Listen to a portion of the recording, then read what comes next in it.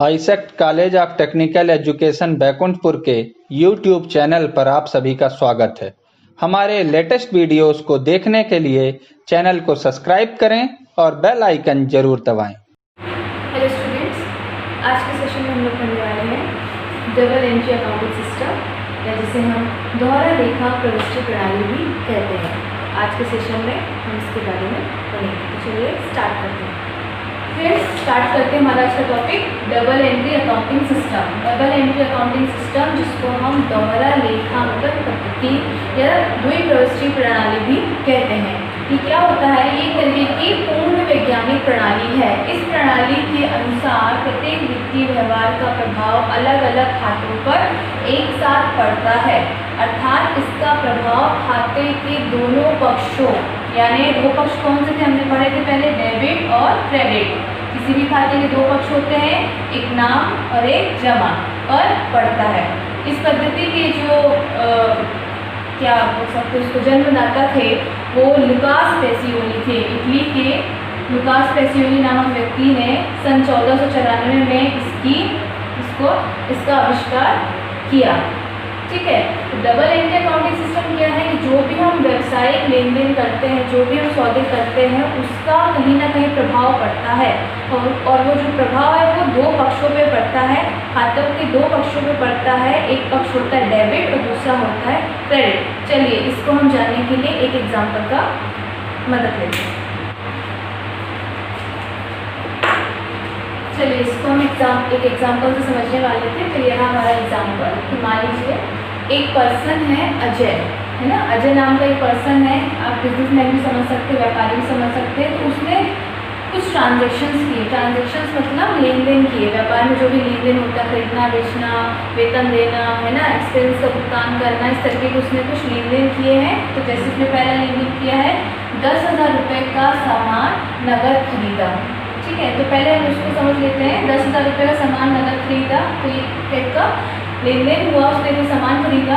दूसरा है हमारा 5,000 रुपये का सामान उधार बेचा। उधार बेचना, खरीदना बेचना ट्रांजेक्शन।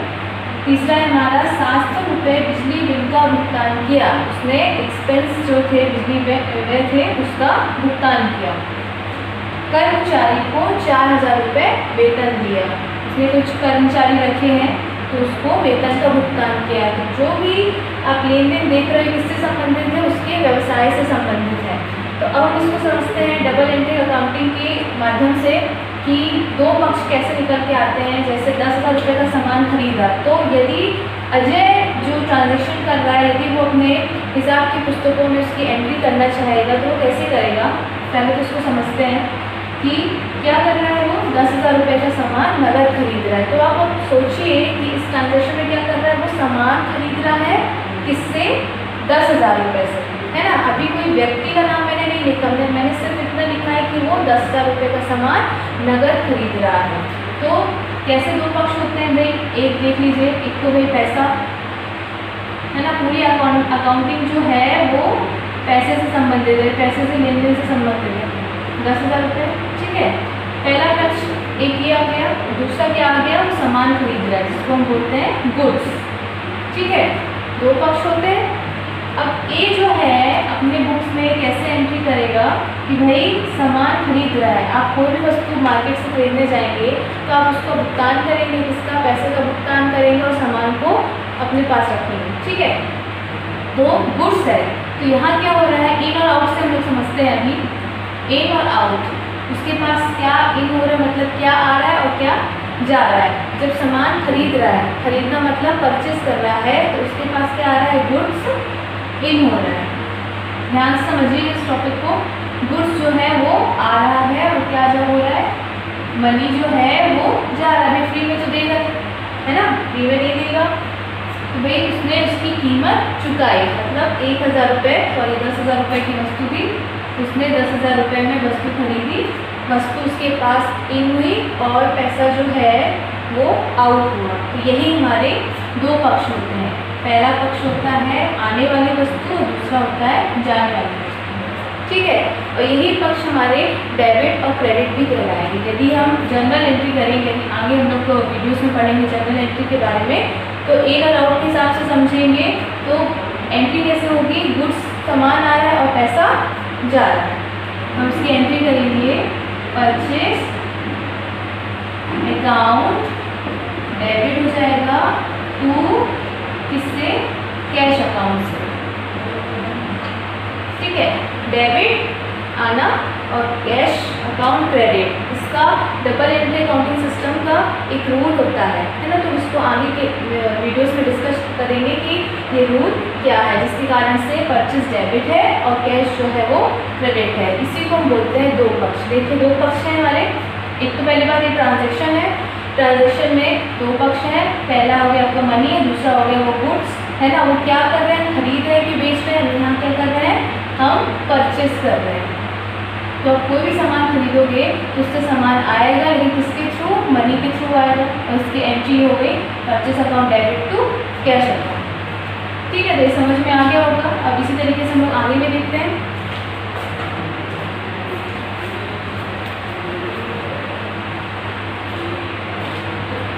दूसरा हमारा है 5000 रुपीज़ का सामान उधार बेचा। अभी देखिए यहाँ हमने क्या किया था, नगद खरीद रहे हैं, ठीक है। और दूसरा हमारा टॉपिक है उधार बेचा। मान लीजिए यहाँ किसी का नाम ले लेते हैं, मान लीजिए अजय ने 5000 रुपये का सामान उधार बेचा, किसको, विजय को। चलिए यहाँ लिख देते हैं नाम, विजय को। विजय को कस्टमर था, उसको सामान उधार बेचा। तो हम लोग अब क्या दो पक्ष आ रहे हैं भाई, एक आएगा तो अब विजय आ जाएगा, यदि आप बोल रहे कि नाम नहीं लिखा तो नाम और लिख देते हैं विजय।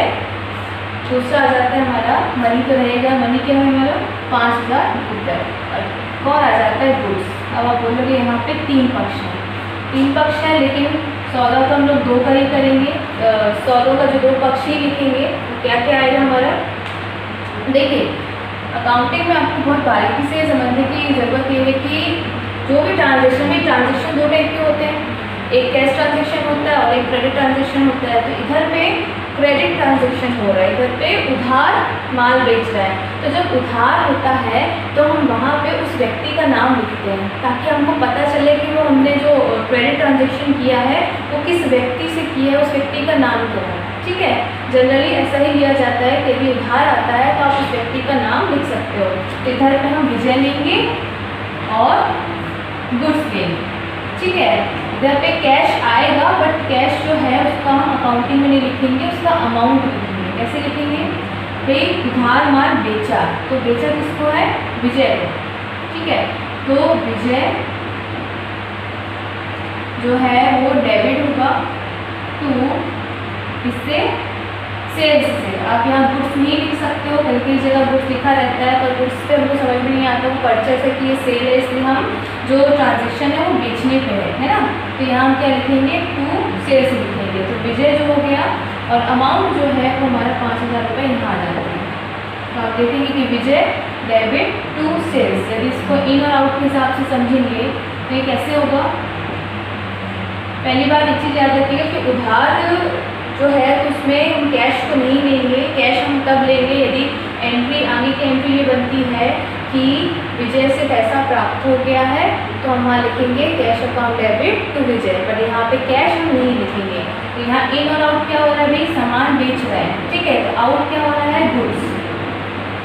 कैश हम नहीं लेंगे क्योंकि हमें कैश प्राप्त नहीं हुआ, हम इधर क्या कर रहे हैं, उधार कर रहे हैं ना। तो यहाँ पे आएगा आपका विजय, ठीक है। इसलिए विजय जो है वो डेबिट है, और गुड्स के लिए मैंने बोला था आप सेल्स लेंगे क्योंकि गुड्स परचेज भी हो सकता है, लेकिन यहाँ पे हमने सेलिंग की है तो यहाँ हम सेल्स लेंगे। इस तरीके से हमको सारे सवाल को समझना है, सारे ट्रांजेक्शन्स को समझना, उसको करना है। चलिए नेक्स्ट देखते हैं हम लोग। थर्ड वर्ड है हमारा, तीसरा जो है 700 रुपये बिजली बिल का भुगतान किया। अभी भुगतान किया मतलब एक्सपेंस है, कोई खर्च किया है, तो खर्च करने पर पैसा आएगा कि जाएगा, ये जाएगा, पैसा जो है वो जाएगा। तो इसके लिए क्या क्या ले लेते हैं हम लोग, भाई खर्च है तो भाई 700 रुपये बिजली बिल है वो किया है, ये हमारा एक्सपेंस है, ठीक है। दूसरी चीज़ किस पे व्यय किया है, वह राशि जो है वो हम किस पे व्यय कर रहे हैं, बिजली के बिल पे। तो हम इसको क्या लिख सकते हैं, इलेक्ट्रिसिटी एक्सपेंसेस या चार्जेस। तो ये दो पक्ष हो गए। पहला पक्ष हमारा 700 रुपये जो मध्य राशि है, दूसरा वो राशि किस पे खर्च हो रही है। तो इन और आउट कैसे समझेंगे हम लोग? भाई आप भुगतान करोगे तो इन तो क्या होगा, वो आपको बिजली का बिल जो है वो क्या होगा, वो आपको मिलेगा कि भाई आपने जो सेवा ली है वो आपको मिलेगी। आउट क्या होगा? 700 रुपये आउट होगा। किस कारण से आउट होगा? ये बिजली के बिल के कारण, एक्सपेंस, इलेक्ट्रिसिटी एक्सपेंस के कारण।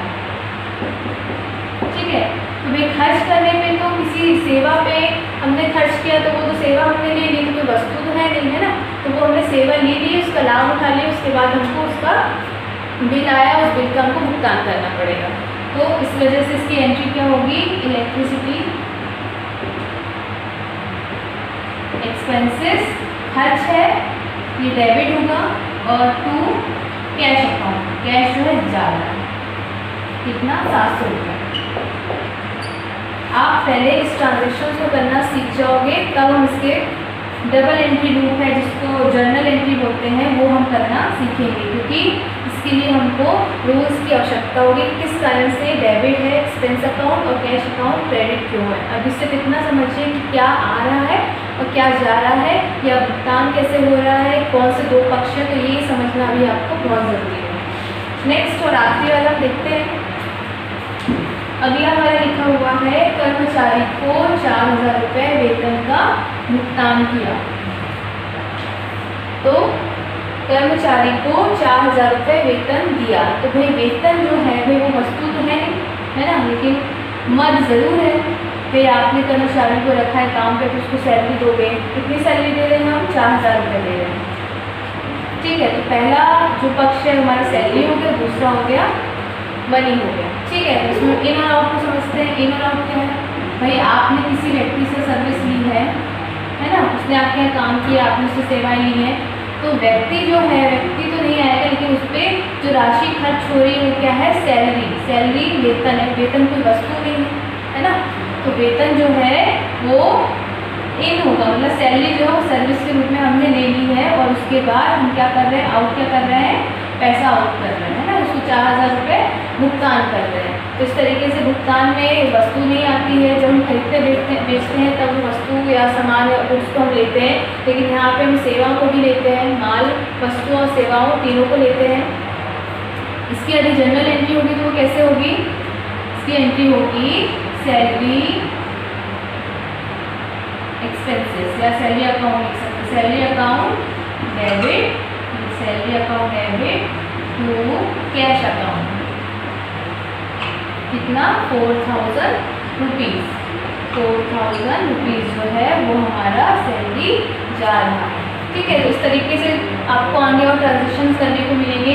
ये जितने भी सौदे हैं, लेन देन है, उसको क्या करना है? हमको दर्ज करना सीखना है। पहले तो उसको समझना है कि वो इन हो रहा है, आउट हो रहा है, क्या आ रहा है, क्या जा रहा है, अजय के पास क्या आ रहा है, क्या जा रहा है, वो भुगतान कर रहा है, किसको प्राप्ति हो रही है। इस तरीके से हमको समझना पड़ेगा। उसमें कौन कौन सी मदें आ रही हैं, उस मदों को समझना पड़ेगा। उसके बाद फिर हम लोग जनरल एंट्री को करते हैं, जिसके लिए हम लोग रूल्स को आगे डिस्कस करेंगे। आई होप आपको ये समझ में आया होगा। स्टूडेंट्स, अभी हमने एग्जाम्पल से समझा कि कैसे डबल एंट्री अकाउंटिंग सिस्टम्स होती है, ट्रांजेक्शन को कैसे दो पक्षों में हम लेके जाते हैं। तो उसके कुछ प्रिंसिपल्स है, थ्योरी पार्ट में देख लीजिए। Principles of double entry system, principle मतलब उसके सिद्धांत क्या है? तो दो पक्षों का होना। अभी हमने जाना दो पक्ष कैसे, मान लीजिए नकद माल हम 500 रुपये में विक्रय कर रहे हैं, तो इसमें दो पक्ष कौन कौन से आते हैं? तो एक तो कैश हो गया, ठीक है, और दूसरा हो गया विक्रय करना, सेल करना, तो हमारे दो पक्ष आ जाते हैं। ठीक है, दूसरा है हमारा दोनों खातों में लेखा। दोनों खातों में लेखा, भाई नकद माल बेचने से आपके दो खाते ही प्रभावित होंगे। एक होगा कैश, और कैश के कारण, कैश जो है वो किस कारण से प्रभावित हो रहा है? सेल करने के कारण। तो ये हमारे कौन से? दोनों खातों में लेखा होता है। तीसरा टॉपिक है विपरीत पक्षों में होना। विपरीत पक्षों में होना मतलब एक यदि प्रभावित हो रहा है डेबिट में, तो दूसरा हो रहा है हमारा इफेक्ट क्रेडिट। कैसे? यदि हम इसकी एंट्री करेंगे तो हमारी एंट्री क्या होगी? कैश अकाउंट डेबिट, क्योंकि कैश जो है वो आ रहा था, तो किससे आ रहा है? सेल्स से, सेल्स अकाउंट से।